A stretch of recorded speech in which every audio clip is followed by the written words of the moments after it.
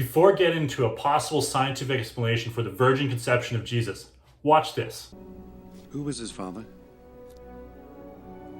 There was no father. I carried him, I gave birth, I raised him. I can't explain what happened. What an odd scene. But precisely what some suggest is a possible explanation for how a virgin, Mary, gives birth to a son, Jesus. But can a virgin even give birth?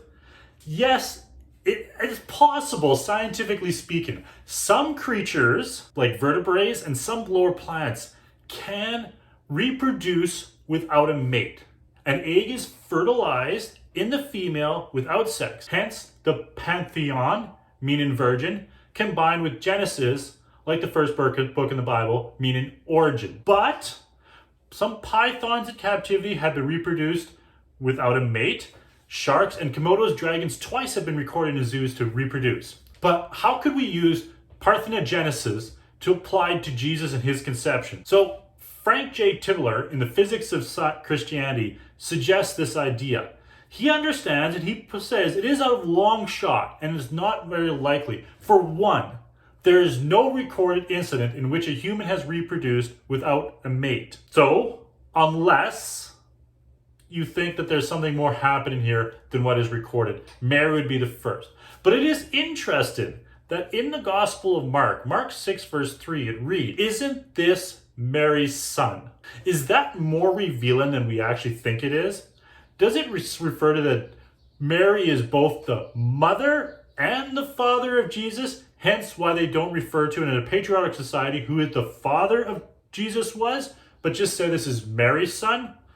Most likely, this can be dismissed as simply that Joseph has been dead and gone for a long time, so Jesus is known by his mother, not known by who his father was, who's been gone for a long time. There are also other scientific problems, the problem of Parthenogenesis explaining Jesus' conception. The one, like I've already noted, there has been no record of humans reproducing Parthenogenesis. To further compound this is the fact that in all traditions that are authentic and trustworthy, Jesus is a male.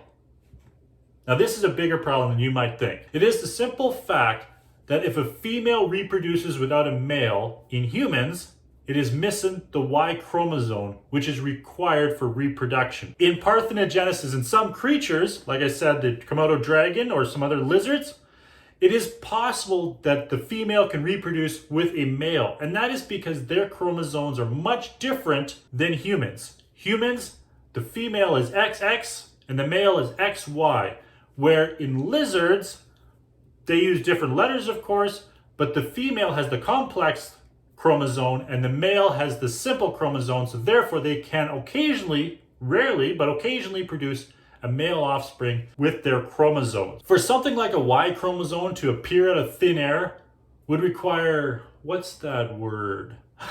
A miracle! Which means with this theory, you're pretty much the same position. You either have the miracle of God